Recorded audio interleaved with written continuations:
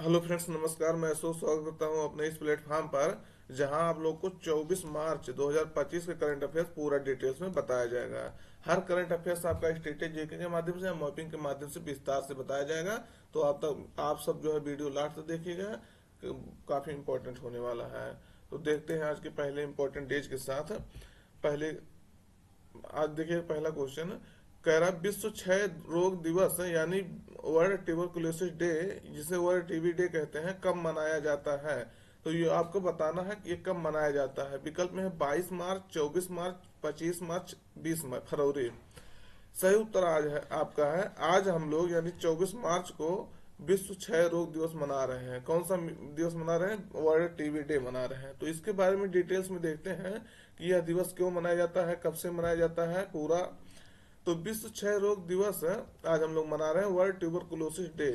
तो 24 मार्च को मना रहे हैं। देखिएगा, टीबी के प्रति लोगों में जागरूकता बढ़ाने के लिए और टीबी के नियंत्रण के लिए लोगों को जो प्रोत्साहित करने के लिए यह दिवस मनाया जाता है। तो ये आपके लिए महत्वपूर्ण होता है। देखें, आप देखे होंगे कई सारे जो है एंकर होते हैं, कई सारे जो है सॉरी एक्टर होते हैं, एंकर नहीं एक्टर, जो टीबी के जो उन्मूलन के लिए कार्य करते हैं, उसके लिए जो है ब्रांड एम्बेसडर बनाए जाते हैं। तो ये आप जानते होंगे।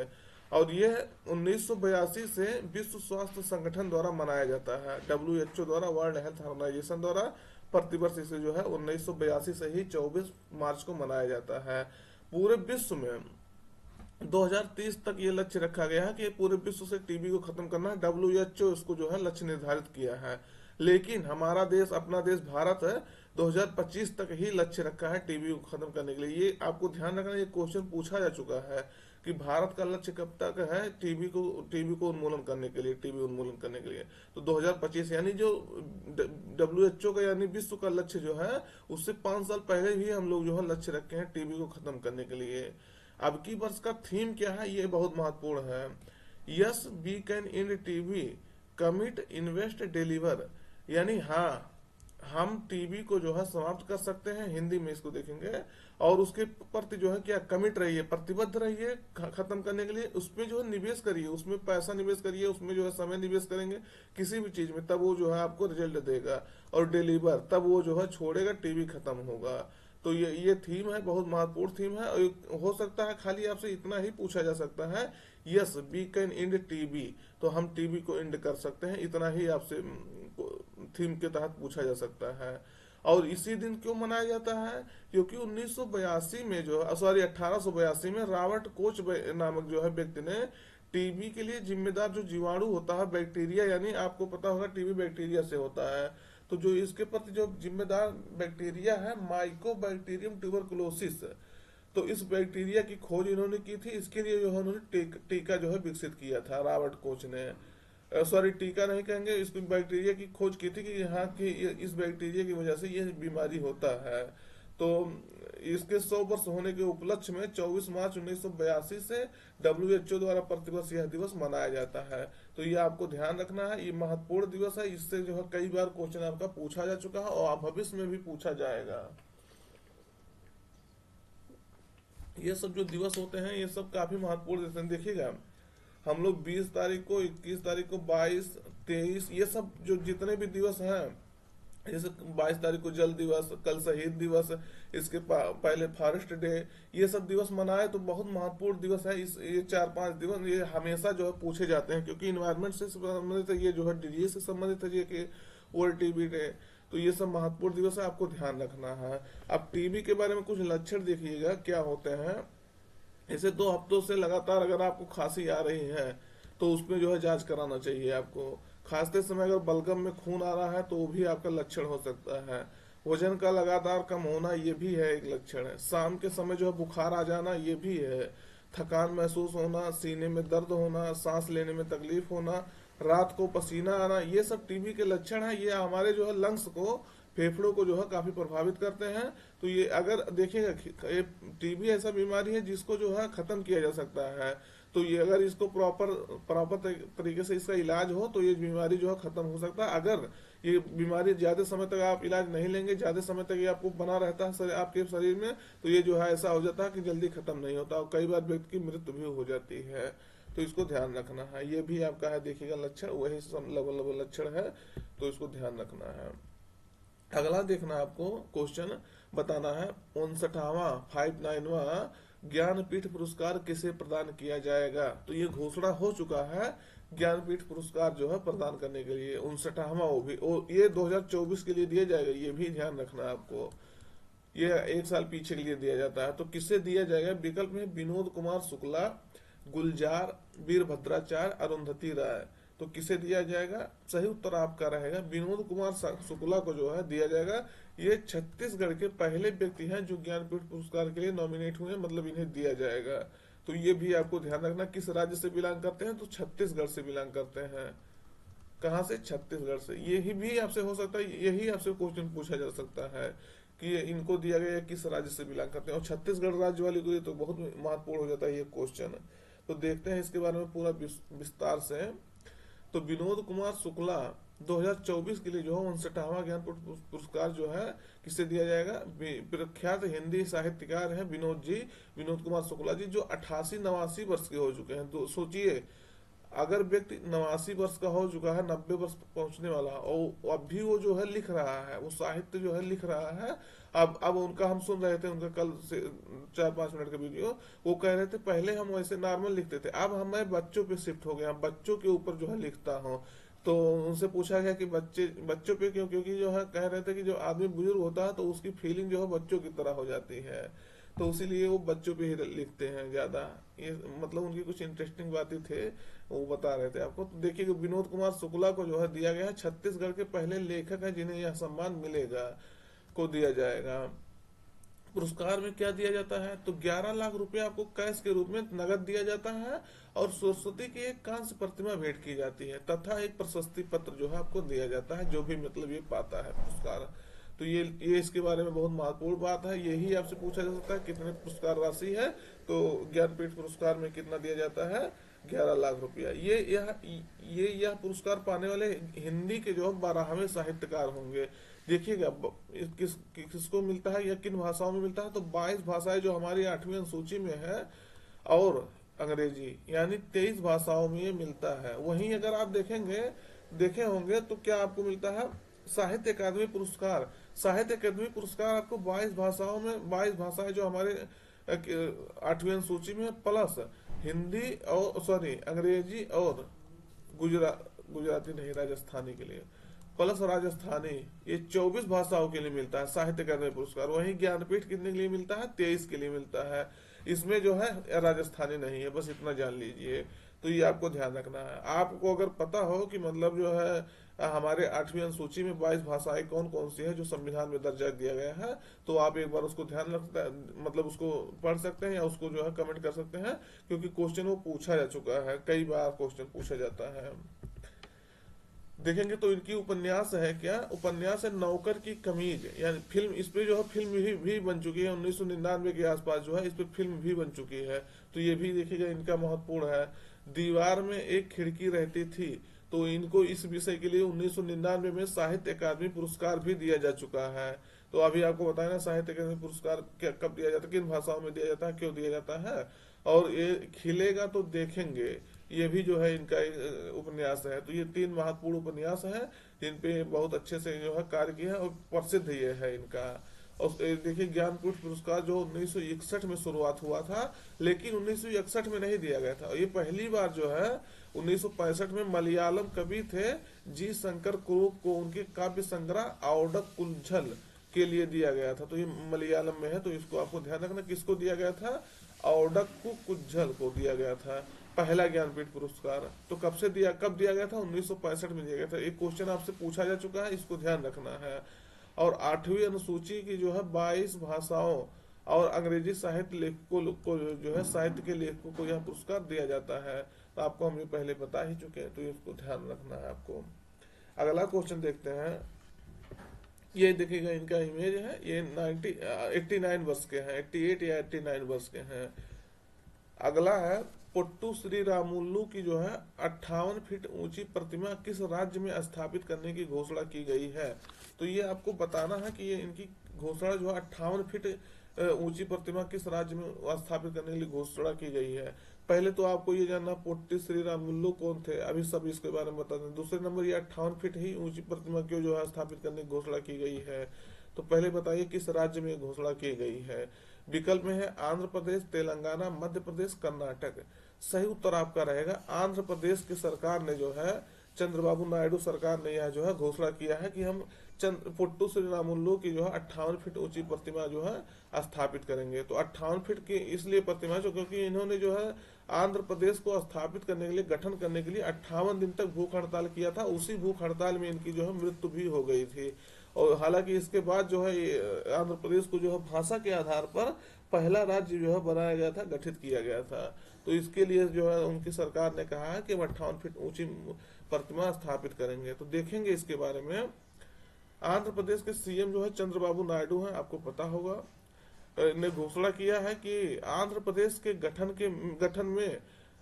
गठन में जो पुट्टू श्रीरामुलु की जो है महत्वपूर्ण भूमिका का सम्मान करने के लिए अमरावती में उनकी जो है 58 फीट ऊंची प्रतिमा स्थापित की जाएगी।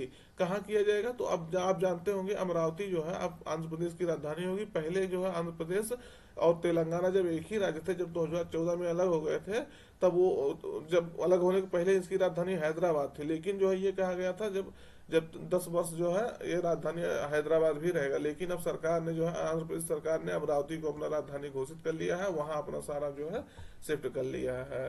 तो वहां राजधानी में जो है 58 फीट इनकी ऊंची प्रतिमा बनाई जाएगी। तो आंध्र प्रदेश के गठन के लिए जो है ये 58 दिनों की भूख हड़ताल किए थे, और इसीलिए जो है 58 फीट ऊंची प्रतिमा को जो है स्थापित किया जाएगा। ये आपको ध्यान रखना है। जिसके कारण से इनकी मृत्यु हो गई, ये बात हम पहले आपको बता दिए थे। ये आंध्र प्रदेश की जो है भाषा, आंध्र प्रदेश को जो है भाषा के आधार पर, यानी तेलुगु भाषा वहां चलता है, तो तेलुगु भाषा के आधार पर राज्य का गठन करने की मांग कर रहे थे। तो ये जब मांग कर रहे थे तो इस सरकार ने ये कहा, उस समय की सरकार ने, जो 18 आपको पता होगा 1953 में ये के आसपास जो है स्थिति कुछ दूसरा ही था। तो सरकार ने ये कहा कि राज्यों का गठन जो है भाषा के आधार पर नहीं होगा, बल्कि कैसे होगा, प्रशासनिक सुविधा के अनुसार जो है, प्रशासनिक सुविधा के लिए राज्यों को बांटा गया है, ना कि भाषा के आधार पर राज्यों को बांटा गया है। अगर मान लीजिए भाषा के आधार पर राज्यों को बांटा जाने लगा, तो ये इतना राज्य हो जाएंगे उत्तर प्रदेश में, सॉरी उत्तर प्रदेश में नहीं कह रहे हैं, हर एक राज्य में एक दो राज्य और बन जाएंगे। जो नॉर्मली जो है, जैसे मान लीजिए बिहार में एक बिहार है, तो वहाँ मिथिला प्रदेश है, एक जो है भोजपुरी वाला क्षेत्र है, एक हिंदी वाला क्षेत्र, तो कई राज्य वहाँ डिमांड करेंगे। और वैसे उत्तर प्रदेश में है, और वैसे मान लीजिए पंजाब में है, तो ऐसे जो कई राज्य बट जाएंगे भाषा के आधार पर, अगर राज्यों का बंटवारा किया जाएगा।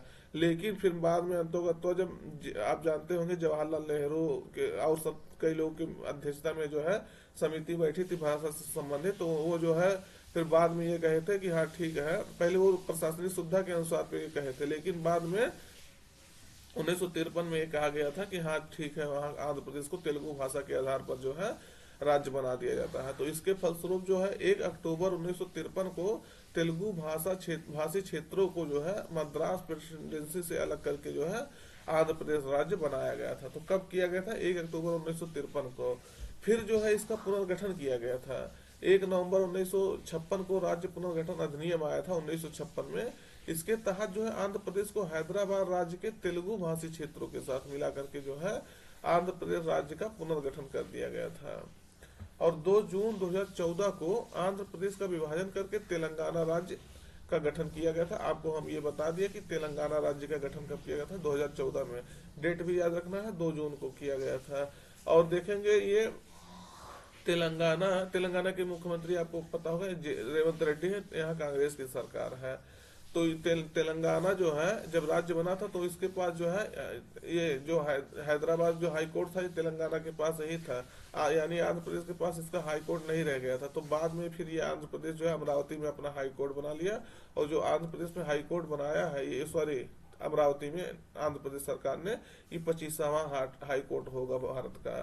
ये आपको ये भी ध्यान रखना है। तो भाषा के आधार पर जो है पहला राज्य आंध्र प्रदेश बना था, ये क्वेश्चन आपको पूछा गया है, ये आपको ध्यान रखना है। 1 अक्टूबर 1953 को जो है भाषा के आधार पर पहला राज्य बना था। तो ये सब आपको ध्यान रखना है।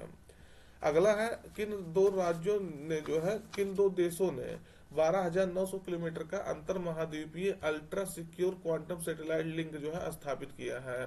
तो विकल्प में आपके फ्रांस, भारत फ्रांस, चीन दक्षिण अफ्रीका, यूएसए दक्षिण अफ्रीका, और इनमें से कोई नहीं। तो कौन ये जो है 12,900 किलोमीटर का अंतर महाद्वीपीय, तो अंतर महाद्वीपीय का होता है इंटर कॉन्टिनेंटल, मतलब एक महाद्वीप से दूसरे महाद्वीप पर, तो ये किन दो जो है महाद्वीपों ने ऐसा किया है। विकल्प में है आपका, सही उत्तर आपका रहेगा चीन और दक्षिण अफ्रीका ने मिलकर ये जो है क्वांटम सैटेलाइट लिंक स्थापित किया है। तो इसको पहले ये जानिए क्वांटम सैटेलाइट लिंक क्या होता है। ये जो इतना किलोमीटर क्वांटम सैटेलाइट, सैटेलाइट मतलब आप जानते होंगे उपग्रह होता है, तो ये क्वांटम सैटेलाइट है। क्वांटम सैटेलाइट मतलब जो डाटा को भेजा जाता है वो सिक्योर रहेगा, दो दुनिया के बीच जो है डाटा भेजा जाएगा तो ये बहुत सिक्योर डाटा होगा। तो यहाँ जो है आप एक सैटेलाइट भेज देंगे और यहाँ से मान लीजिए ये आपका दक्षिण अफ्रीका है और ये आपका चीन है, 12,900 किलोमीटर का अंतर ये दूरी है इनका।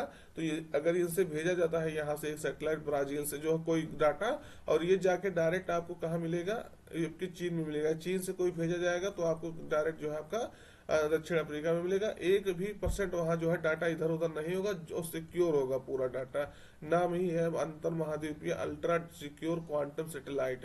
तो ये मतलब सिक्योर जो है बहुत अच्छा सिक्योरिटी रहेगा, तो उसके लिए ये जो है लॉन्च किया गया है। तो देखेंगे इसके बारे में। चीन ने जो है दक्षिण अफ्रीका के सहयोग से 12,900 किलोमीटर का अंतर महाद्वीपीय ultra secure quantum satellite link यानी intercontinental ultra secure quantum satellite link स्थापित किया है। किसने किया है, चीन ने किया है। तो किसके, दक्षिण अफ्रीका के सहयोग से किया है। कहाँ किया है, तो दक्षिण अफ्रीका के स्टेलेनबोस विश्वविद्यालय में जो है दक्षिण गोलार्ध का देखिएगा गोलार्ध पहले क्वांटम उपग्रह लिंक का जो है कार्यान्वयन किया है। तो कहाँ किया है, दक्षिणी गोलार्ध का किया है। और चीनी क्वांटम जो है माइक्रो सैटेलाइट जिनान 1 का उपयोग करके स्थापित किया गया है, जो पृथ्वी की निचली कक्षा में प्रक्षेपित किया गया है। तो ये जिनान 1 है, इसका भी नाम रखना, जो माइक्रो सैटेलाइट है चीन का है। अगला है टाटा कम्युनिकेशंस लिमिटेड ने किस नाम से एआई क्लाउड लॉन्च किया है। तो ये टाटा कम्युनिकेशन ने किस नाम से लॉन्च किया है। विकल्प में सूर्य, वायु, पृथ्वी, आकाश। सही उत्तर आपका रहेगा वायु के नाम से, जो है वायु नाम से ये अपना क्लाउड लॉन्च किया है, एआई क्लाउड लॉन्च किया है। तो टाटा ग्रुप की कंपनी है टाटा कम्युनिकेशंस ने अपने नए क्लाउड प्लेटफॉर्म है टाटा कम्युनिकेशंस वायु को लॉन्च करने की घोषणा की है। तो यह प्लेटफॉर्म क्या होगा, यह प्लेटफॉर्म जो है अगली पीढ़ी का क्लाउड फैब्रिक उद्यमों के लिए जो है आईटी को और आसान व बेहतर बनाने का जो है दावा करती है इंफॉर्मेशन टेक्नोलॉजी को। यह प्लेटफॉर्म जो है बढ़ती क्लाउड लागत, मल्टी क्लाउड जटिलताओं और एआई जरूरतों को जो है संभालने में मदद करेगा, जिससे क्या होगा, व्यवसाय में आसानी होगी। तो ये आपको ध्यान रखना है। अगला है भारत नेपाल साहित्य महोत्सव का आयोजन किस शहर में किया गया है। तो साहित्य को बढ़ावा देने के लिए महोत्सव किया गया। तो विकल्प में है आपका वाराणसी, मथुरा, दिल्ली, नोएडा। सही उत्तर आपका रहेगा उत्तर प्रदेश के मथुरा में जो है, आप जानते हो ब्रज वाले क्षेत्र में मथुरा, तो यहाँ ये जो है भारत नेपाल साहित्य महोत्सव का आयोजन मथुरा में किया गया है। तो देखेंगे कि नाम से क्या, साहित्य महोत्सव। साहित्य महोत्सव मतलब दोनों देशों के बीच, आप जानते हो नेपाल भी लगभग हिंदी नेपाली बोलते हैं वहाँ, लेकिन हिंदी में यहाँ जो है हिंदी लोग ज्यादा रहते हैं, हिंदुस्तानी लोग। तो इन दोनों देशों के बीच में कैसे साहित्य को जो है बढ़ावा दिया जा सकता है, उसके लिए यह महोत्सव आयोजित किया गया था। अगला है हाल ही में किसे गोइबिनो का ब्रांड एम्बेसडर बनाया गया है। तो ये आपको बताना है किससे बनाया गया है। विकल्प में है ऋषभ पंत, सौरभ गांगुली, सलमान खान, सचिन तेंदुलकर। तो किसे बनाया गया है, सही उत्तर आपका रहेगा भारतीय क्रिकेटर ऋषभ पंत को जो है इसका गोइबिनो का जो है ब्रांड एम्बेसडर बनाया गया है। आप जानते होंगे ऋषभ पंत जो है एक्सीडेंट हो गया था इनका, ये उत्तराखंड से हैं, तो इनके जो है बीच में बहुत चोट लग गया था, हालांकि अब एक्टिव है। तो इनको जो है गोइबिबो का जो है एक ब्रांड एम्बेसडर बनाया गया है ऋषभ पंत को। तो गोइबिबो एक जो है भारतीय ऑनलाइन यात्रा कंपनी है जो यात्रियों को होटल, फ्लाइट, ट्रेन, बस और कार के लिए बुकिंग की सुविधा प्रदान करती है। तो उसी का इन्हें जो है ब्रांड एम्बेसडर बनाया गया है। मतलब अब ये इसका प्रचार करते हुए आपको नजर आएंगे कि इस पे बुक करिए, ये सस्ता मिलेगा, ये होगा, वो होगा, जो भी है आप सब जानते होंगे। अगला और लास्ट क्वेश्चन देखिएगा, रिजर्व बैंक ऑफ इंडिया के अनुसार जो है वित्त वर्ष 2023-24 में भारत में जो है प्रेषण, जिसे रेमिटेंस कहते हैं, उसका शीर्ष स्रोत कौन सा देश है। यानी देखिएगा, आपको पता होगा ये डाटा जब डब्ल्यूटीओ सॉरी विश्व बैंक डब्ल्यूबी द्वारा निकाला जाता है, तो ये कहा गया था कि भारत जो है पूरे विश्व में सबसे ज्यादा रेमिटेंस प्राप्त करता है। विश्व बैंक द्वारा जो है निकाला गया था। दूसरे स्थान पे आपका कहाँ आया था, मैक्सिको आया था, जो पूरे विश्व में सबसे ज्यादा रेमिटेंस प्राप्त करता है। रेमिटेंस मतलब क्या होता है, जैसे मान लीजिए आप जानते होंगे, आप सुने भी होंगे कि आपके देश के जो है कई सारे लोग जो है विदेश में कमाने जाते हैं, तो अगर वहाँ कमाने गए हैं तो वो पैसा आपको भेजेंगे ही। कि ये तो है नहीं कि मतलब हाँ कुछ अपवाद हो सकते हैं, वो अपवाद ना मानिएगा। वहां से कमाने गए हैं, मान लीजिए यहाँ यूएई गए हैं या यूएसए गए हैं, तो यहाँ से क्या होगा, पैसा भेजा जाएगा। पैसा वो आपका कैसे भेजा जाएगा, डॉलर में भेजा जाएगा, ना कि जो है रुपया में भेजा जाएगा। तो यहाँ आपके इंडिया में जो है पैसा भेजेंगे, तो वो पैसा जो भेजा जाता है वहां से, वही आपका रेमिटेंस कहलाता है। तो भारत विश्व में सबसे ज्यादा जो है रेमिटेंस प्राप्त करता है। कईयों साल से ये जो है हो रहा, क्योंकि भारतीय जो है आप जानते हैं दूसरे देश में सबसे ज्यादा कमाने जाते हैं। तो ये भी रिजर्व बैंक ऑफ इंडिया ने जो है ये डाटा रिलीज किया है कि भारत सबसे अधिक संयुक्त राज्य अमेरिका से जो है रेमिटेंस प्राप्त किया था। तो कहाँ से किया था रेमिटेंस, यानी जो हमारे भारतीय जो है अमेरिका में कमाने जाते हैं, वहां से जो है लोग सबसे ज्यादा धन भेजते हैं, प्रेषण भेजते हैं, रेमिटेंस भेजते हैं। तो दूसरे स्थान पे कौन है, संयुक्त अरब अमीरात है, यहाँ से दूसरे स्थान पे लोग जाते हैं। तो देखेंगे अमेरिका जो है, जो जितना पैसा आता है, मान लीजिए अगर 100 रुपया कोई देता है, 100 रुपया मतलब भारत प्राप्त करता है रेमिटेंस के रूप में, तो 27.7 यानी 28 रुपया, 28 रुपया जो है कहाँ से आता है, यूएसए से आता है। तो 27.7% के साथ जो है भारत के लिए रेमिटेंस का शीर्ष स्रोत अमेरिका है। और दूसरे स्थान पे संयुक्त अरब अमीरात है, यूनाइटेड अरब अमीरेट्स है, ये भी आपको ध्यान रखना है। रेमिटेंस प्राप्त करने वाला शीर्ष राज्य भी इसमें बताया गया है। तो पहले स्थान पे आपका महाराष्ट्र है, सेकंड स्थान पे आपका केरला है। तो ये राज्य भी आपको ध्यान रखना, आरबीआई द्वारा बताया गया है। तो ये सब महत्वपूर्ण बातें थी, आपको तो ध्यान रखना है। क्वेश्चन कैसा रहा कमेंट करके जरूर बताइएगा, जो पूछते हैं उसको बताया करिएगा। चैनल सब्सक्राइब नहीं किया तो सब्सक्राइब कर दीजिएगा, और अपने मित्रों तक जरूर एक बार शेयर कर दीजिएगा। देखिएगा वीडियो पता नहीं क्यों यूट्यूब जो भेजता नहीं है इस समय, अब मैं समझ खुद नहीं पाता हूँ, इसलिए जो देखते होंगे आजकल जो है व्यूज उतना जाता नहीं है। तो आप सब अपने मित्रों तक शेयर करिएगा, जिससे जो है ज्यादा लोगों तक ये पहुंच सके वीडियो। तो मिलते हैं नए सेशन में, थैंक यू।